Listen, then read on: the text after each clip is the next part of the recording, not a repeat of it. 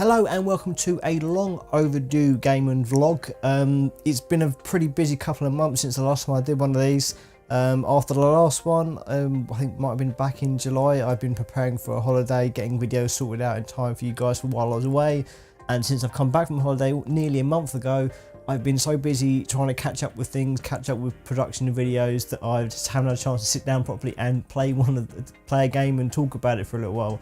And talk about what's going on and things. So it's been a long time. I do apologise, but hopefully I'll try and do these a bit more regularly, even if it's just once a month, just to get your fix of my beautiful face in there, maybe. So yeah, I was at Disney World last month for the third year running. It seems to be what we do every year now, is go to Disney World because it's an amazing place that everyone must do. So I thought I would basically spend a bit of time playing Picross S on the Switch because it's one of my favourite games, and talking about Disney World because it is one of my favourite places. And so it was an interesting trip. I had a very good time and we did a lot of cool things. We celebrated Halloween halfway through September, which is always fun. Lots of people dressed up, lots of crazy stuff happening, consuming far too many sweets and fatty things, as you do at Disney and in America in general. But I guess the most interesting event of our time in Florida was a little something called Hurricane Irma. You may have heard about it on the news. A quite frightening at times hurricane that caused quite a few deaths over in a few islands to the southeast of Florida.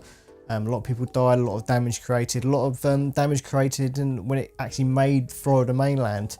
As you can see, I'm unscathed, but that's not to say it wasn't a very sort of frightening time. So initially, I think about a few days after us arriving in Florida, we heard that Irma will be making its way towards us. And by making its way towards us, we were literally put on the path of the eye of the storm, basically. So we were sort of worried. I mean, we knew that Disney, if you're going to be stuck in a hurricane, the best place you can be is probably Disney World, to be fair.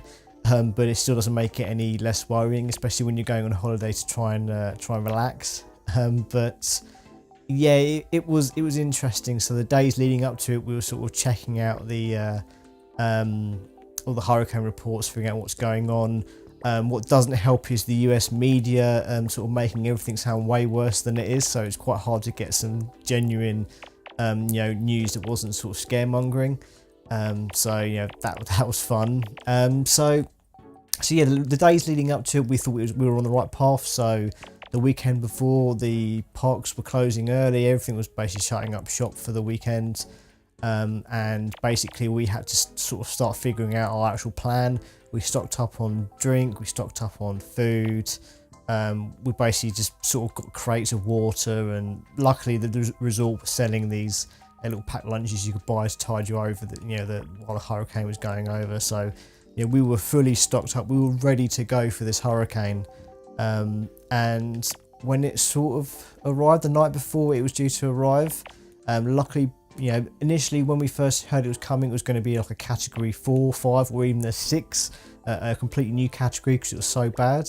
But thankfully, by the time it actually got to us in Florida, it was just a category 4, and we were well on the outskirts because by that time it had been floating all the way to the west. And so we were in central Florida at the time, so the worst we got was sort of wind and rain. I mean, quite a lot of wind and rain, but I slept through it. I think it came in about 2 a.m. in the morning. I think we kept my wife awake, but I slept through it somehow.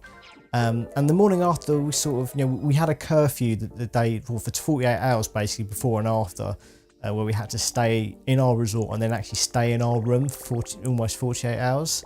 And the morning after the hurricane, we were like, oh, okay, so we're all here and alive, so that's all good. Look out of our window for the resort, and I'll show you a picture, I'll make it pop up in a second, of what our resort looked like outside the window, and it looked absolutely fine. It looked like nothing had touched us. We were all okay, everything was fine. It's only when we sort of walked outside of the hotel resort that we started to see the actual damage, and even though it was basically storms, it wasn't a big full-on scale hurricane, it was the outskirts of it. The amount of damage done, even on being on the outskirts of a hurricane, was quite frightening. lots of trees falling down, you know, things flooded.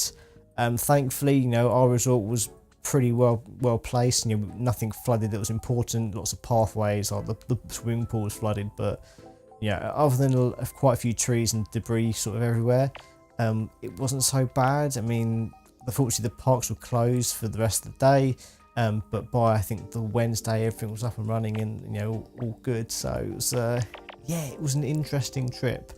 My first hurricane experience. So yeah, hurricane season, if I remember correctly, goes from I think September to November time. So it's where Florida usually braced towards hurricanes, and you know, the last 3 years we've never had one.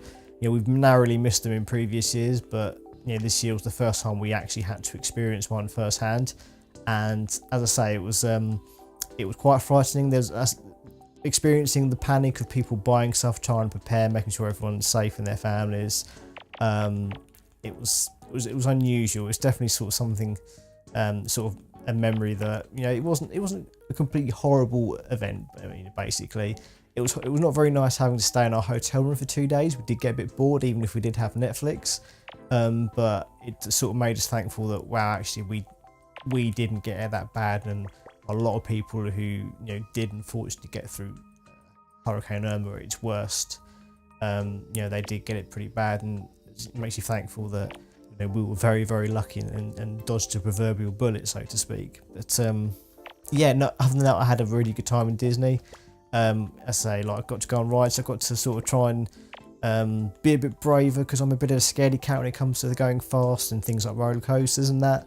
So this year I was sort of determined to sort of try and break that a bit. So I went on a few of the smaller coasters, like the Seven Dwarfs Mine Train and the Big Thunder Mountain and things like that. And so yeah, I had a lot of good fun. There's 3 of us, me, my wife, my brother-in-law. It's the first time my brother-in-law had been there since he was a kid, when he went with my wife. And he had a good time and we had a good time. And as I say, like, despite the parks being closed for a couple of days during the hurricane, not too much was ruined.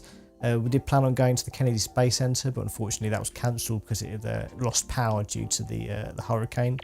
But other than that, you know, we had a really good time. We got to go to the new Avatar Pandora Land, Animal Kingdom, which was a little bit disappointing. It's quite an awesome place to see.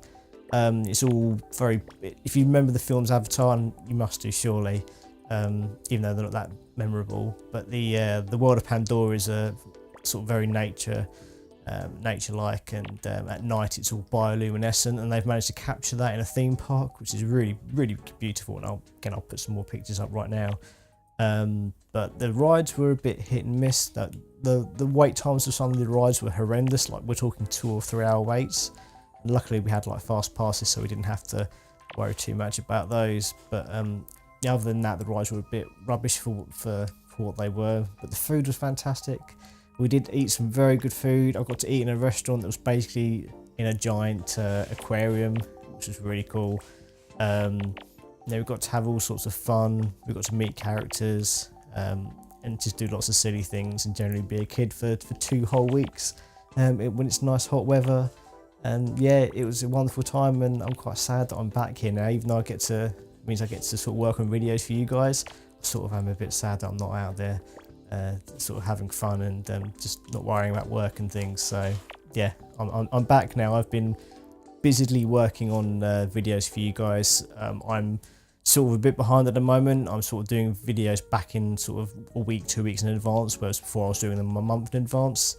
So hopefully I'll get back into the swing of things very soon, especially to my Patreon supporters who haven't been able to get them as many early videos recently as I would have liked, but hopefully, fingers crossed, I'll get things sorted out very, very soon. But I'm going to leave it there. Thank you very much for watching this gaming vlog. I hope you enjoy me calmly playing a Picross, which is a very relaxing game. And next week we'll be having the Retro Gaming Chart Show. And until then, hope you have a fantastic week, and I shall see you guys around. Goodbye. Thank you so much for watching this video. If you like this and want more, you can click this icon to subscribe, this icon to support me financially via Patreon, or these icons to watch more videos from my channel. Why not take a few seconds to answer the question of the week in the comments, or just let me know what you thought of this video. See you next week.